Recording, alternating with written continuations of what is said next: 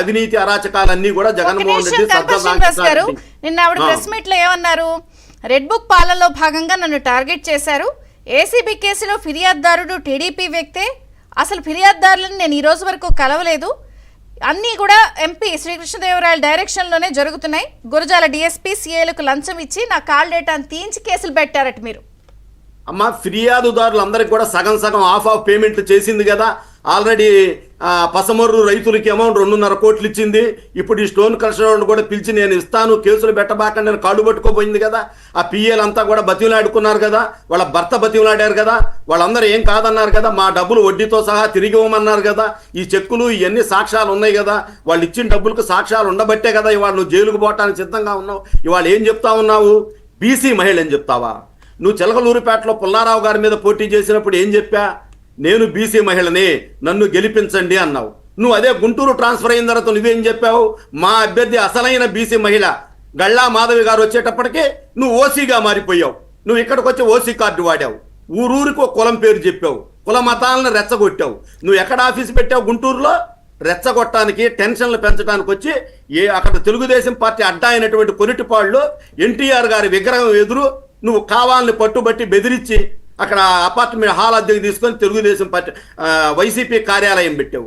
Telugu Desam party నాయకులు అక్కడ కూర్చున్నందుకు కేసులు పెట్టించి రిమాండ్కి పంపావు. ఏమైంది? నీ కార్యాలయం 2 సార్లు పగలగొట్టారు నువ్వు చేసిన అరాచకాలకి. ఇప్పుడు ఓన్లీ స్టోన్ క్రషర్ కేసే ఇది నమోదైంది, ఫిర్యాదుదారులు వచ్చారు. ఇప్పుడు మీరు నాకు తెలిసి ఒక 20-30 చెప్పుంటారు కేసులు. ఈ బాధితులందరూ కంప్లైంట్ చేస్తారా? అసలు ఇవన్నీ ఎప్పుడు తేలుతాయి? ఎలక్షన్స్, మళ్ళీ నెక్స్ట్ ఎలక్షన్స్ లోపు వీళ్ళవన్నీ ఒక క్లియర్ కట్ పిక్చర్ వస్తుందా? ఖచ్చితంగా వస్తుంది మేడం. మీరు చాలా సార్లు చెప్పారు మమ్మల్ని తెలుగుదేశం పార్టీ ఏమి కార్యకర్తలు చాలా నిస్తేజంగా ఉన్నారు, మీరు ఇట్లా అల్లరి చేసిన వాళ్ళని, గొడవ చేసిన వాళ్ళని, ఈ విధంగా మాట్లాడిన వాడిని ఎవరు కూడా మిమ్మల్ని మీరు అరెస్ట్ చేయటం లేదని చెప్పి మాట నేను అనేక సార్లు చెప్పా. ప్రతి ఒక్కళ్ళ డైరీ తయారవుతుంది. మేమేదో కక్ష సాధింపు చర్యగా ఆషామాషిగా అరెస్టులు చేయము వాళ్ళలాగా. మా దగ్గర క్లియర్ కట్ ఎవిడెన్సులు ఉన్నాయి. కొడాలి నాని కానివ్వండి, వల్లభనేని వంశీ కానివ్వండి, లేకపోతే ద్వారంపూడి చంద్రశేఖర్ రెడ్డి కానివ్వండి, ఆడుదాం ఆంధ్ర పేరుతో సిద్ధార్థారెడ్డి, రోజా గారు ఆడుకున్న అవినీతిలో మాకు పూర్తి ఆధారాలు ఉన్నాయి మేడం. మేము స్టార్ట్ చేస్తే ఇవాళ జైళ్లు పట్టే పరిస్థితి లేదు. క్యాబినెట్ మొత్తం జైల్లో ఉంటది. మరి వాళ్ళ నాయకుడు అవినీతి అనకుండా జగన్మోహన్ రెడ్డి అయితే ఆ లిక్కర్ స్కామ్ తీస్తే 3,000 కోట్లు, అతను జీవితాంతం జైల్లో ఉంటాడు. శేష జీవితం అంతా కూడా ఆయన చెంచల్ కూడా జైల్లో గడపాల్సిన పరిస్థితి వచ్చింది. వీళ్ళందరూ కూడా రాబోయే కాలంలో వచ్చే ఎన్నికల్లో చెంచల్ కూడా జైలు పేరు తీసేసి వైసీపీ కార్యాలయం అని, అక్కడ వైసీపీ జైలు కార్యాలయం అని పెట్టుకోవాలి తప్ప వీడు ఎవ్వడో ఒక్కడు కూడా బయట మిగిలే పని లేదు. ఎంటు భూమి పేరుతో పసుమర్రు రైతుల దగ్గర డబ్బులు కొట్టేసిన మాట వాస్తవం కాదా? నువ్వు మళ్ళా వాళ్ళ తిరిగి కేసులు పెట్టగానే డబ్బులు ఇచ్చిన మాట వాస్తవం కాదా?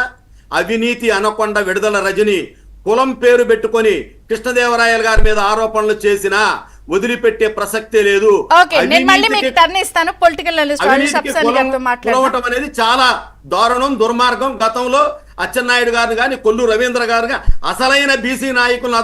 అందుకే నేను బీసీ టాపిక్ ఎలాగో వచ్చింది కాబట్టి రాజేష్ అప్సాని గారు నమస్తే, బ్రేక్ఫాస్ట్ న్యూస్ కి స్వాగతం. విజయవాడలో అప్పుడు అంబేద్కర్ స్టాట్యూకి ఇవిడ దండేయడానికి వెళ్తా ఇది వర్ధంత జయంత అనేది అడుగుతుంది. ఆ వీడియో ఆడియో బయటకు వస్తుంది. అసలు వర్ధంతో జయంతో అంబేద్కర్ గారిది తెలవదు.